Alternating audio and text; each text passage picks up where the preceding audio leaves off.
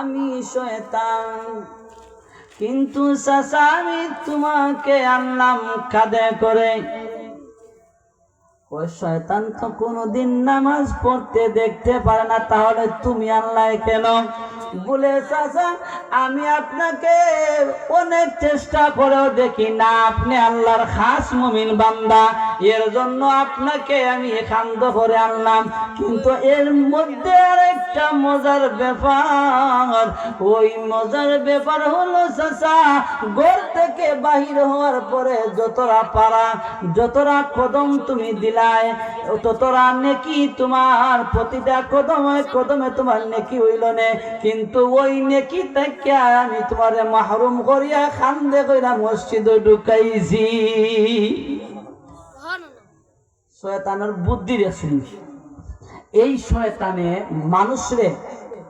শয়তানে মানুষরে বিভিন্ন রকমের কুমন্ত্রণা দিয়া ফিরাইয়া রাখে, ঠিক কিনা?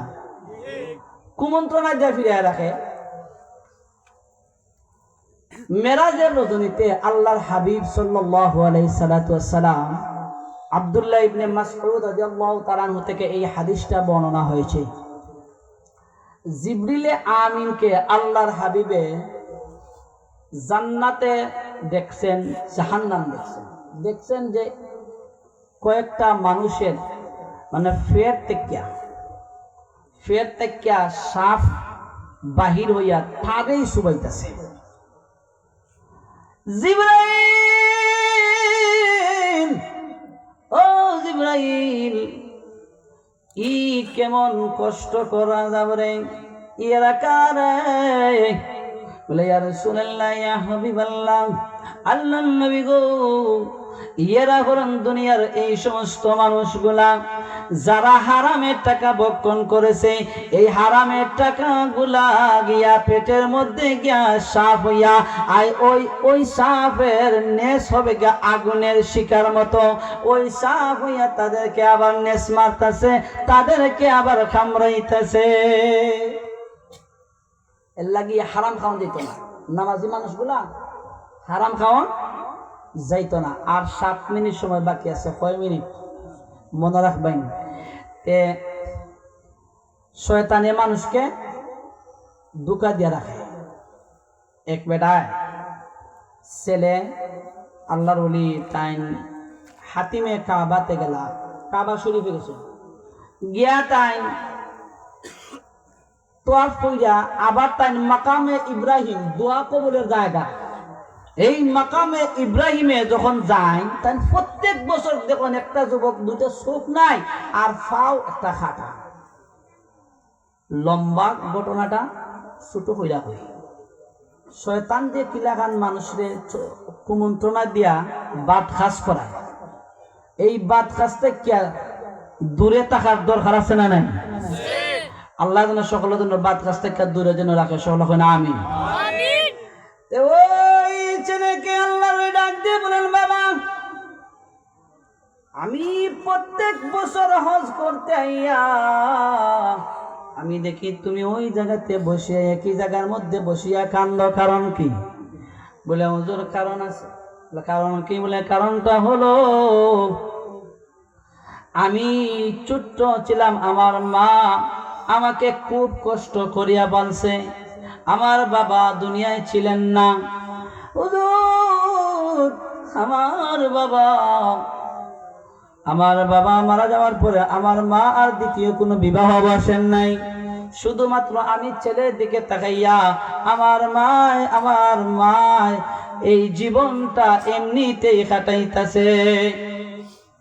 কিন্তু হুজুর আমার উপযুক্ত বয়স হওয়ার পরে যখন আমার মা আমাকে বিবাহ দিল, আমার বিবি যখন ঘরে আসলো, আমার বিবির সাথে আমার মার কোনো বন্টি নাই। ইলাকান আসুন না নাই? আসেনি? বাবারে বাদ দে না, মারেও বাদ দে না। আল্লাহর ওলি ডাক দিয়ে বলে, বাবা এর পরের কথাটা কি? বলে এরপরের কথাটাই হলো, আমি বলি আমার বিবিকে আমি বলছিলাম যে আমি ফজরের নামাজ পড়িয়া আমি আমার বিবিকে বলছি আমি এখন যাইতেছি জঙ্গলাতে কাঠ কাটার জন্য, আমি জঙ্গলাতে যাব, বিবিরে তুমি আমার জন্য খাবার লইয়া যাইও। কিন্তু হুজুর আমি একদিন আয়া দেখলাম আমার বিবি খাবার লইয়া যায় নাই। আমি বাড়িতে আসলাম, পেটে বড় খিদা, আমার পেটে বড় যন্ত্রণা। আমি আয়া ডাক দেখিয়ে বললাম বিবিরে কেন তুমি খাবার নিয়ে যাও না, কি রাঁধছো আমাকে দাও। বিবি ডাক দিয়ে বলল হুজুর যে আমি কোনো কিছু রান্ধি নাই। বলে কারণ কি? বলে কারণটা হলো তোমার মা আমার সাথে লাগালাগি করে, এর জন্য আমি কিছু রান্ধি নাই।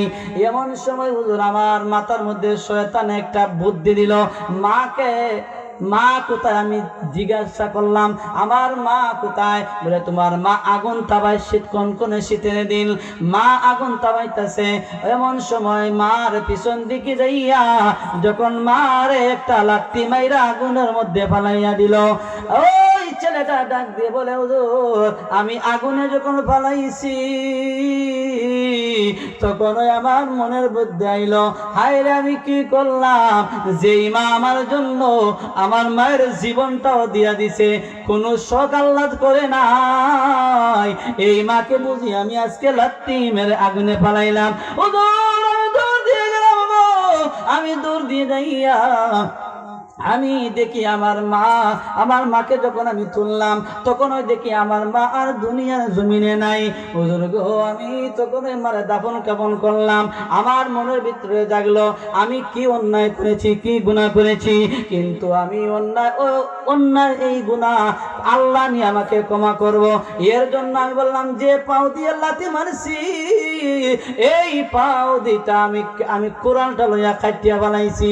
হুজুর আমার বিবিকে আমি তালাক দিছি, যেই বিবির কারণে মাকে আমি মারছি সেই বিবি আর ঘরে রাখবো না।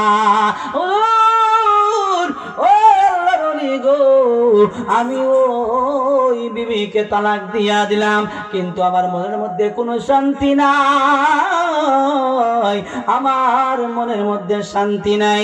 আমি দৌড়িয়ে চলে আসলাম মাকামে ইব্রাহিম, যেখানে আমি শুনেছি আল্লাহ রাব্বুল আলামিন মাকামে ইব্রাহিমে দোয়া করলে দোয়া কবুল হয়। এই দোয়া কবুলের জায়গায় চলে আসলাম, ওই দোয়া কবুলের জায়গায় চলে আসলাম। আসিয়া যখন আবার মনে হইল আমার মনের মধ্যে শান্তি লাগে না, আমি কি বলি আমার মনের মধ্যে অশান্তি সৃষ্টি হয়েছে। আমি বললাম রে চোখ, যখন আমি যেই চোখ দিয়া দেখে আমার মারে লাত্তি মারছিলাম সেই চোখটা আমি তুলিয়া পালাইছি।